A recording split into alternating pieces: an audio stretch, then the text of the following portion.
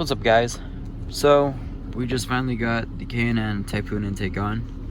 It took about less than an hour. And I must say,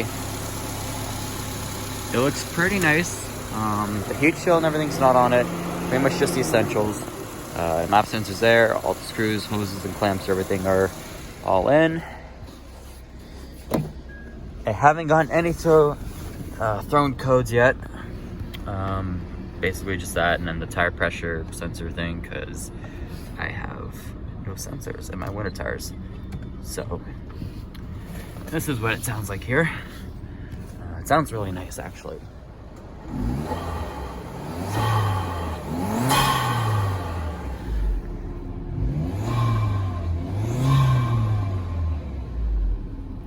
Not to mention, I did take it for a rip to actually have some clips of that. Throwing it into sport mode as well is actually really nice. But yeah, so far, no codes. Obviously, no check engine light whatsoever. Just a lot of fun.